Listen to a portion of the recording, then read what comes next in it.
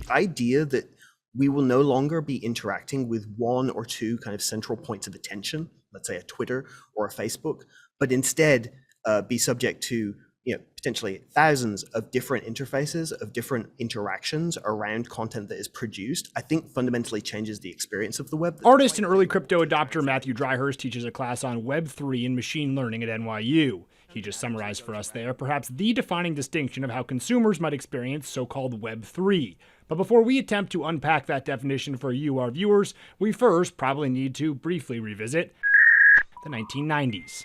I'll bet the grand jurors if they were talking about it.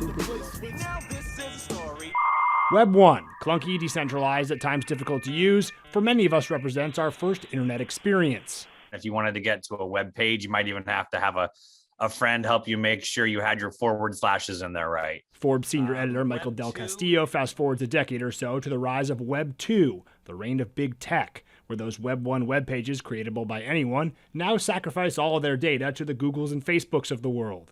These big companies sort of cordon themselves off from the search engines to make it difficult to search the content.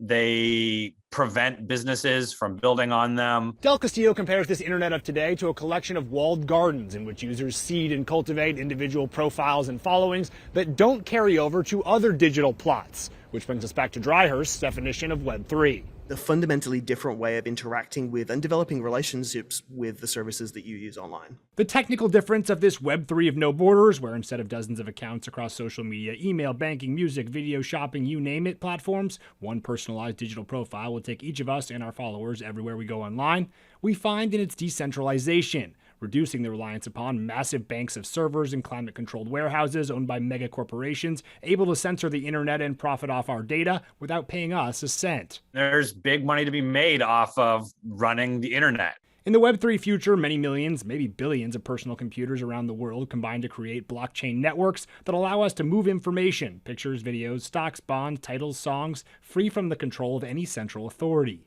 The network is up all the time because a distributed group of people globally are hosting and running it. You will pay for what you use in real time, and it will be tiny, tiny, tiny fractionalized payments. Digital wallets holding our various cryptocurrencies and always present as browser extensions will pay for these web services in real time, potentially eliminating the need for advertisements or subscriptions. A Web3 enabled news site might actually charge you as you scroll down. And it's going to charge you, like I said earlier, a billionth or a trillionth of a cent to read a word or a line or a paragraph. The monetization of Web3 shifts from enriching trillion-dollar tech giants to rewarding the creators, off of whom those companies have profited. We, as consumers, ought to own some kind of a stake, some kind of a voting share in the services that we contribute value to. If the new Web3 Twitter existed, you being the first user on the platform who then amasses millions of users, you would actually own a bit of the company. You would own your own data. Founder of the technology investment firm Inspired Capital, Alexa Von Tobel, offered a Web3 example where musicians can look to the blockchain to see which wallets paid for attendance to the most of their shows, and then reward those superfans with something that gains value as the artist gains popularity. That alignment in a really powerful way, that's better for the audience, it's better for the creators. The idea of having a permanent record of interactions, of culture, is ultimately really great, and decentralization is one way. The future of work will become more gamified. Single Grain Marketing founder and CEO Eric Siu deviates from some others in and around this space in his expected degree of decentralization.